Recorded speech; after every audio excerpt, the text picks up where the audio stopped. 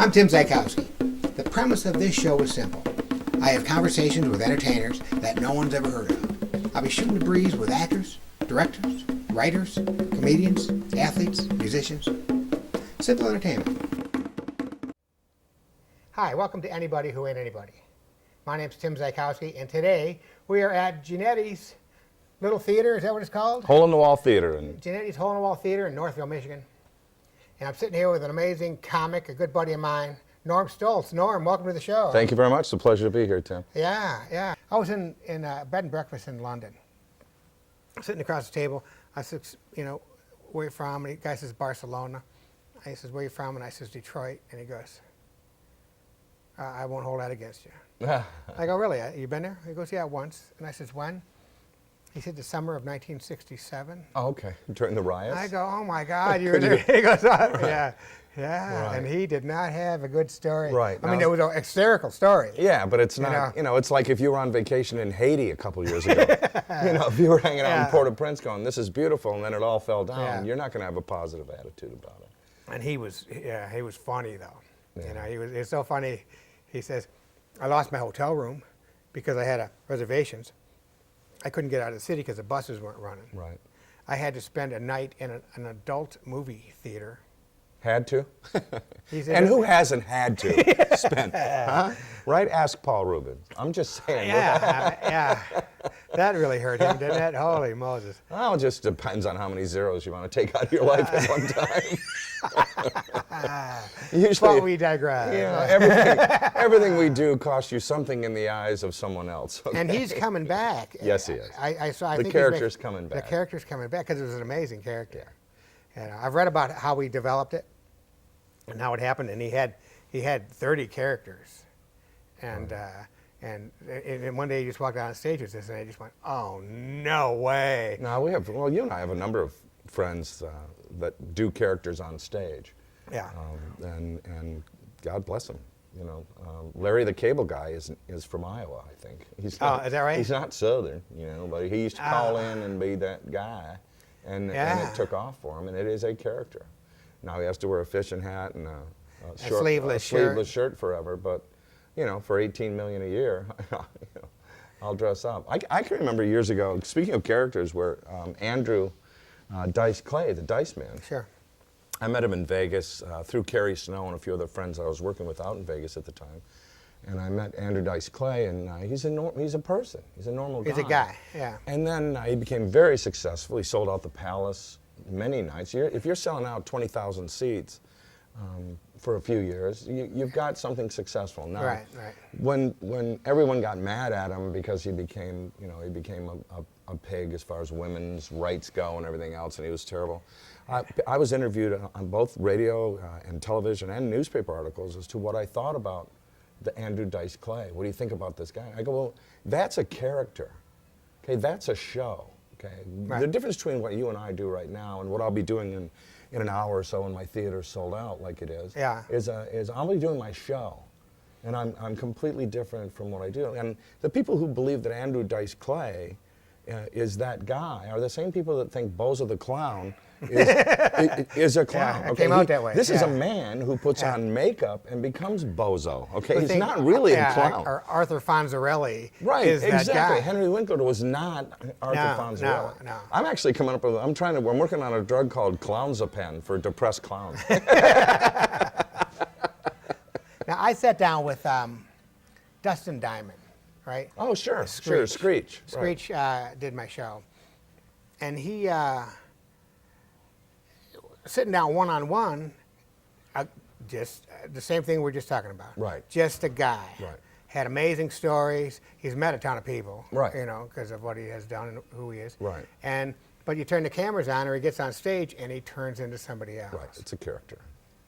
But as far as it goes, he says, keep doing this show. No one does a show like this. Right. Nobody just sits down and shoots the breeze. Right. There's always a list of questions, and there's no list of questions here. We have no questions, and I have no idea where you're going. And I have no idea where I'm going. Right. And if you take a U-turn, I don't care. Exactly. And I'm going right along with you. So. Well, I've done a number of radio shows in Detroit, and there's one gentleman who I've loved for years. He was around for a long, long time. He's retired now, but when you went there, it had to be scripted. Dick Purton.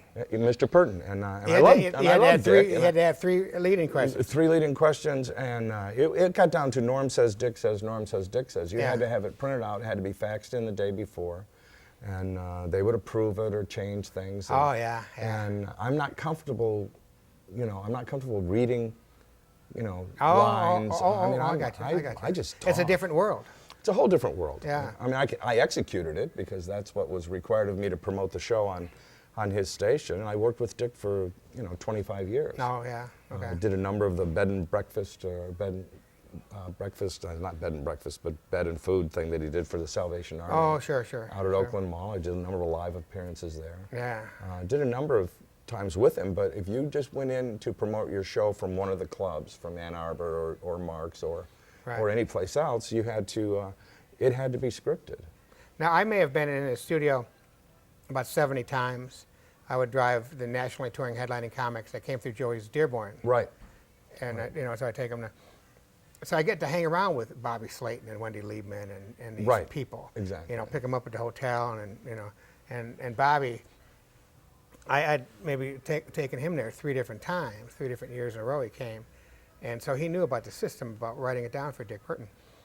And he wrote down 3 questions that I cannot say on this show. I go, I can't hand it to Dick, and he goes, shut up and hand it to Dick. And what did Dick do? And Dick goes, yeah, that's funny, Tim, but he's got a different list, right? So, and then he says to Bobby, he goes, I had no idea you were that vulgar. And he goes, come out to my show, you've seen nothing yet. Yeah. So I've never seen Slayton work. I mean, I've heard all positive things about his performances, but well, I've never he's worked hysterical. He's a pit bull of comedy. Is that it? That's his thing. He's a pit bull of That's comedy. his hook. And he's just, he goes in and he tears you up. And he would ask me sometimes, he goes, those people, I just walked those people. Could you apologize to them for me? Yeah, I guess I could do that. I don't care. But he just walking with them. See, now we'll still go into restaurants.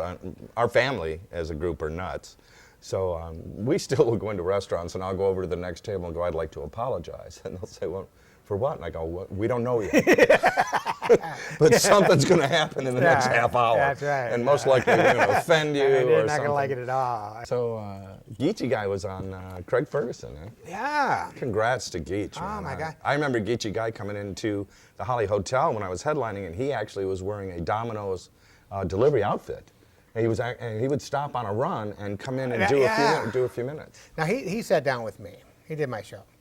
And he says, he goes, Tim Allen used to come over and pick me up at my mom's house and go out and do open mic. Yeah. I remember a lot of times with Tim riding around, doing different open mics. Yeah. Bee's Comedy Kitchen was one of the ones that Tim and I were some of the first people that went on that stage and did open mic. We opened up a number of clubs in Michigan. We were around at the time when they were booming. I think one of my favorite stories as a kid was in middle school, junior high we called it, and it was 8th grade. And it was an old school with great big huge windows. So when you opened up the bottom half, it still went over your head. So it's a big opening. Second floor of this building, a kid named Louie is sitting on the windowsill? On the windowsill, right? And there's grass underneath, but it was 2 floors down. And so we're just sitting there talking, and it could have been me just as easily. It could have been him. And this guy, who's dead now, let's go with Mark. We'll call him Mark. He just goes up and he goes, "Bye, Louie," and he was gone. Oh.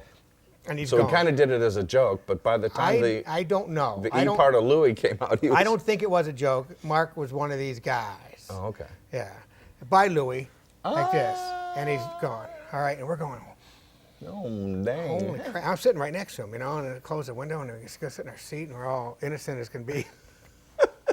10 minutes later, it's like, and the teacher goes over to the door and opens it, and it's Louie, who gets sent down to the principal's office for being late. That's my favorite. I love that, I was here early, but I left class for a minute. Yeah. So went on a short flight. And you can't squeal on that Mark guy. Oh, because he'll kill you. Oh, he'll kill you. Right. Mr. Norm, I think we're running out of time. I had a blast. Just easy, just shooting the breeze. Yep. You know, I'm sure this corporate thing is going to go beautiful for you.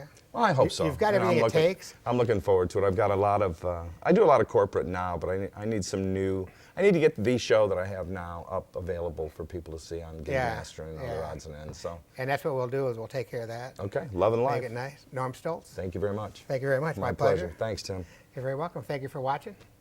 We'll see you next time. Have fun. All right. Enjoy. This is how Craig Ferguson does.